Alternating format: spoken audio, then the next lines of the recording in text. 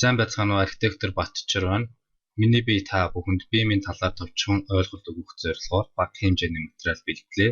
Тэгэхээр энэ бичлэгийг барилга байгууламж болон барилгын салбартай холбоотой хөрөнгө оруулагч, захиалагчаас ахуулаад зураг төсөл зохиогчид, барилгын материал үйлдвэрлэгчид, барилга угсралтын компаниуд гээд бүхий л хүмүүс үзхийг хүсэж байна. Та биемийн талаар сонссон байж магадгүй.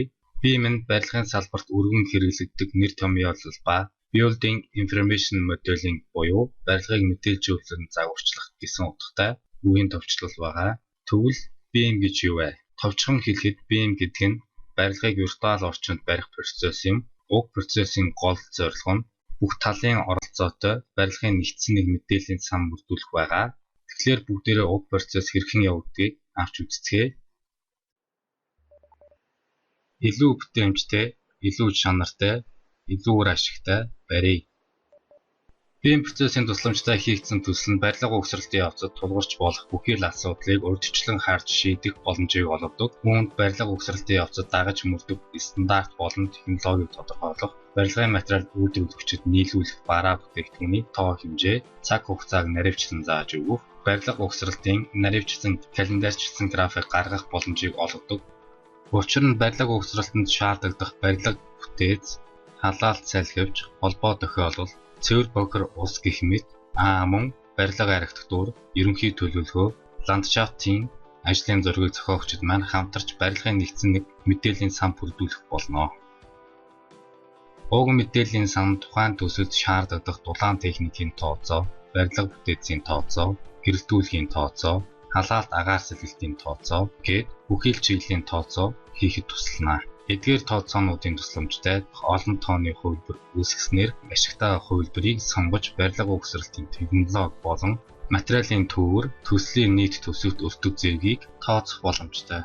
Эцэст нь бүхий л чиглэлийн ажлын зургуудыг нэгтгэж, угсралтын явцад гарах эрсдэл, алдаа дутагдлыг хянаж, засвалснаар хөрөнгө оруулагч таны төсөл, зураг төслийн шатанд алдаа дутагдaltaгүй батлагдаж, бэлэн болох болно. Мөн бид BIM процесст барилгын материал үйлдвэрлэгчдийн зүгээс эрхлэн гаргадаг тухайн бараа бүтээгдэхүүний талаарх бүхий л мэдээллийг агуулсан ухаалаг элементүүдийг ашигладаг. Ингэснээр ажлын зурагт тусгагдсан бараа бүтээгдэхүүнийг ашиглах технологи, төвөр, үн үрдэг, суулгах, угсрах, хэсэглэл зэргийг өндөр наривчлалтай хийдэг.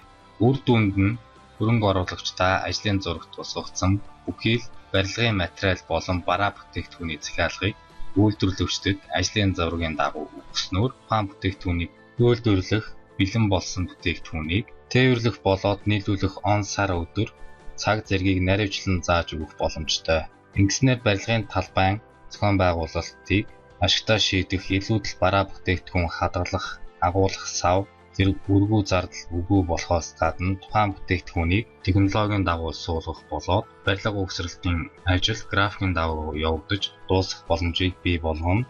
Үр дүнд нь бид хамтдаа хурдан хугацаанд нэмэлт зардалгүй, хог хаягдал багатай, ашиглалтын зардал багатай, чанартай барилга барих боломжтой. Үүгээр BIM процесс нь дуусгар болохгүй ба тухайн барилгын ашиглалтын явцын ачааллыг хянах, нэмэлт өргөтгөл барих, цэргийн засварлалт хийх, бүр эсвэл технологийн дагуу нураахад гээд цаг үргэлж хамт байсаар байх болно. Эцэст нь гэж хэлэхэд сүүлийн жилүүдэд BIM процессын ач тусыг хөрөнгө оруулагчид болоод барилгын салбарт үйл ажиллагаа явуулдаг бүхий л чиглэлийн компаниуд ойлгож өөрсдийн ажил үүргийг илүү ухаалаг, илүү хямд, илүү хурдан явуулах зорилгоор ашиглаж байна.